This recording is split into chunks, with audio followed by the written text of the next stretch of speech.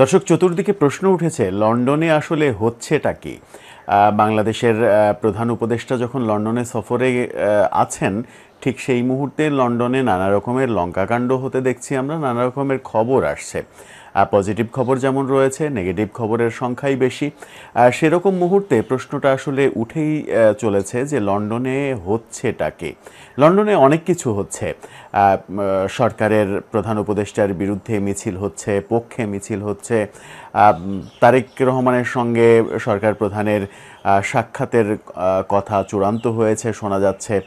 Tulip সিদ্দিকীর সঙ্গে প্রধান উপদেষ্টা সাক্ষাৎ না করলেও লন্ডনে আমরা দেখলাম যে অল পার্টি মেম্বারদের সঙ্গে প্রধান উপদেষ্টা সাক্ষাৎ করেছেন। টিউলিপ সিদ্দিকী চিঠি দেওয়া সত্ত্বেও তার সঙ্গে সাক্ষাতের ব্যাপারটা সামনে আসেনি।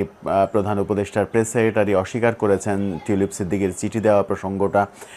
সেরকম মুহূর্তে নতুন করে যে আশঙ্কাটা তৈরি হয়েছে সেটা হচ্ছে যে দুটো ব্যাপার। প্রধান উপদেষ্টার এই সফরের মূল উদ্দেশ্য ধরা হচ্ছিল হারমোনি অ্যাওয়ার্ড পাওয়া। সেই অ্যাওয়ার্ডে কিংস ফাউন্ডেশনের অ্যাওয়ার্ড প্রাপ্তদের তালিকায় প্রফেসর ইউনূসের নাম দেখা না যাওয়াতে বাংলাদেশের মানুষের উদ্বেগ উৎকণ্ঠা বেড়েছে। সেটা যেমন রয়েছে, তেমনি গতকালকে প্রেস সেক্রেটারির একটি সংবাদ সম্মেলন নতুন করে শঙ্কা জাগিয়েছে। সেই সংবাদ সম্মেলনের ব্যাপারে যদি কথা বলা যায় তাহলে এটা মোটামুটি ধরে নেওয়াই যায় যে ব্রিটিশ প্রধানমন্ত্রীর সঙ্গেও প্রধান উপদেষ্টার সাক্ষাৎ হচ্ছে না। তাহলে অনেকে প্রশ্ন করছেন যে এটি কি আদৌ রাষ্ট্রীয় সফর নাকি প্রধান উপদেষ্টার ব্যক্তিগত সফর, যে এখানে সফরে গিয়ে কার সঙ্গে বৈঠক হবে না হবে এই ব্যাপারগুলো ঠিকঠাক করা হচ্ছে। প্রশ্ন অনেকগুলো আসছে।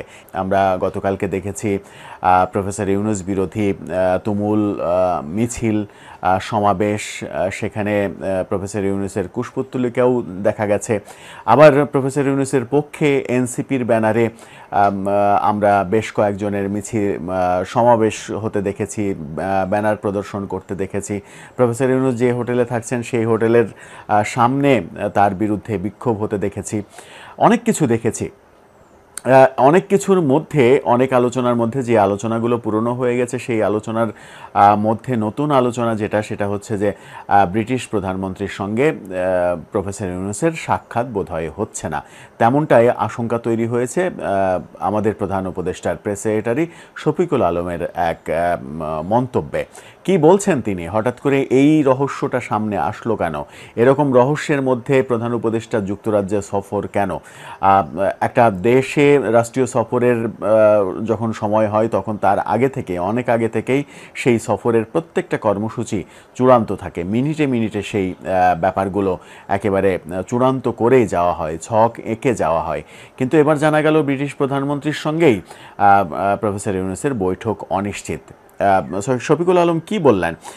যুক্তরাজ্যের প্রধানমন্ত্রী স্যার কিয়ার স্টারমারের সঙ্গে লন্ডন সফররত প্রধান উপদেষ্টা মোহাম্মদ ইউনূসের বৈঠকের কোনো সূচি এখনও হয়নি। প্রধানমন্ত্রী কিয়ার স্টারমার এই মুহূর্তে কানাডা সফরে রয়েছেন, এমনটা জানিয়েছেন প্রধান উপদেষ্টার প্রেস সেক্রেটারি, আমাদের প্রধান উপদেষ্টার press secretary Shafiqul Alam. 14 June পর্যন্ত অধ্যাপক ইউনূসের লন্ডনে অবস্থানকালে কিয়ার স্টারমার যুক্তরাজ্যে ফিরে এলে এবং তার শিডিউল পাওয়া গেলে বৈঠক হতে পারে বলে শফিকুল আলম জানিয়েছেন। এক সংবাদ সম্মেলনে তিনি এই কথা বলেছেন। 4 দিনের রাষ্ট্রীয় সফরে লন্ডনের স্থানীয় সময় সকাল 7টায় হিথ্রো বিমানবন্দরে, 10 তারিখে সকাল 7টায় হিথ্রো বিমানবন্দরে অবতরণ করেন প্রধান উপদেষ্টা।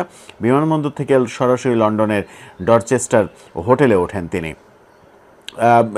অনেক কথা বলেছেন, কিন্তু শফিকুল আলম যে কথা বলেছেন যে কিয়ার স্টারমার তিনি কানাডা সফরে রয়েছেন, সেই কানাডা সফর থেকে ফিরে আসলে এবং তিনি যদি সময় পান তাহলে প্রধান উপদেষ্টার সঙ্গে বৈঠক হতে পারে।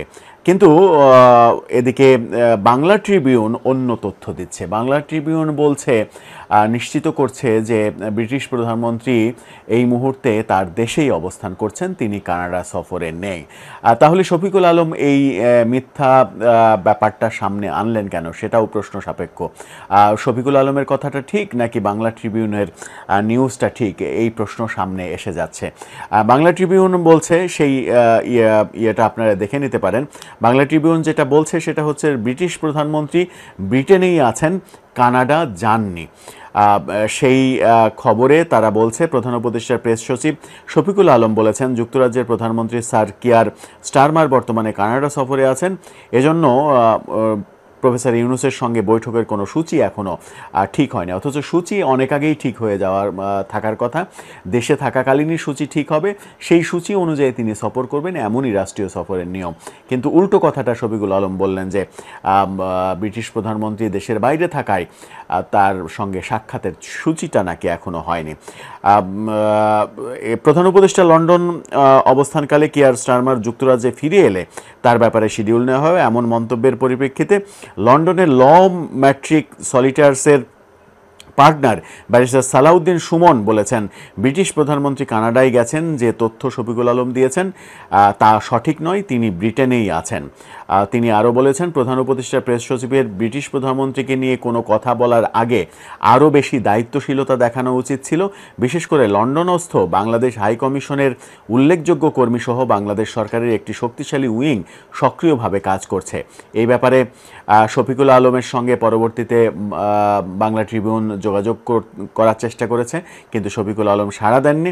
লন্ডনে নিযুক্ত বাংলাদেশের প্রেস মিনিস্টার আকবর হোসেনকে কল দিয়েও বাংলা ট্রিবিউন পায়নি। ব্যারিস্টার সালাউদ্দিন সুমন যেটা বলছে সেটা হচ্ছে যে মঙ্গলবার ব্রিটিশ প্রধানমন্ত্রী স্যার কিয়ার স্টারমার যুক্তরাজ্যে অবস্থান করছেন। তিনি ডাউনিং স্ট্রিটে শিশু কিং, এলসি ডট স্ট্যানকম এবং অ্যালিস অ্যাগিয়ার এর পরিবারের সদস্যদের সঙ্গে বৈঠকও করেছেন, যেখানে তিনি সাউথ পোর্টে একটি স্মৃতি উদ্যানের পরিকল্পনা নিয়ে আলোচনা করেছেন এবং এই প্রকল্পের জন্য সরকারি অর্থায়নের ঘোষণাও দিয়েছেন। তিনি নরওয়ের প্রধানমন্ত্রী জোনাস গারস্টোরের সঙ্গেও ফোনে কথা বলেছেন, যেখানে তারা ইসরায়েলি প্রধানমন্ত্রীর উপর নিষেধাজ্ঞা এবং ন্যাটোর মিত্রদের জন্য সম্মিলিত প্রতিরক্ষার গুরুত্ব নিয়ে আলোচনা করেছেন। আরও অনেক কর্মকাণ্ড করেছেন। ব্যারিস্টার সুমন এই তথ্যগুলো নিশ্চিত করেছে, তাকে উদ্ধৃত করে বাংলা ট্রিবিউন এই খবরটি সামনে নিয়ে এসেছে। যদি এই খবর সত্য হয়, ব্রিটিশ প্রধানমন্ত্রী যদি ব্রিটেনেই অবস্থান করেন, আমাদের প্রধান উপদেষ্টার প্রেস সেক্রেটারি সেটাকে যদি কানাডা সফর হিসেবে উল্লেখ করেন, তার মানে ব্যাপারটা এরকমই দাঁড়াচ্ছে যে ব্রিটিশ প্রধানমন্ত্রী তার যে সময়, সেই সময় বরাদ্দ দেননি প্রফেসর ইউনূসের সঙ্গে বৈঠকের জন্য। সেই কারণে একটা অজুহাত হিসেবে সামনে আনা হচ্ছে তিনি কানাডা সফরে রয়েছেন, যে কারণে তার সঙ্গে বৈঠকের সূচি চূড়ান্ত হয়নি। কিন্তু বাস্তবতা কি?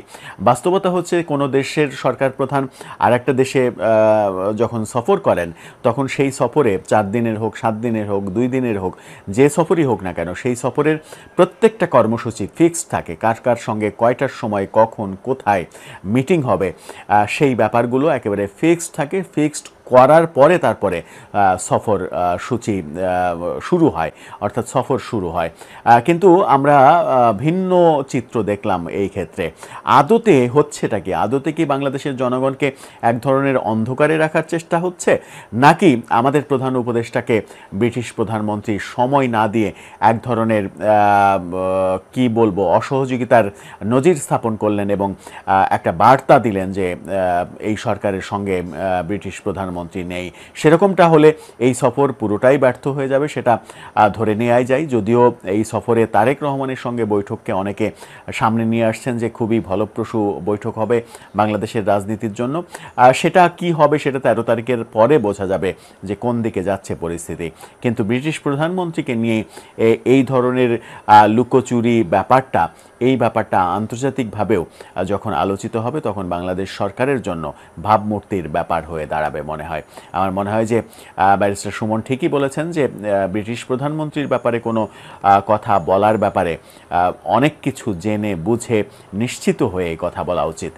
সেই ক্ষেত্রে সরকার আসলে কি করতে চাচ্ছে, কি বলতে চাচ্ছে, সরকারের প্রধান উপদেষ্টার প্রেস সেক্রেটারি তিনিই বা কী বোঝাতে চাইছেন জনগণকে, সেই প্রশ্নগুলো সামনে আসছে।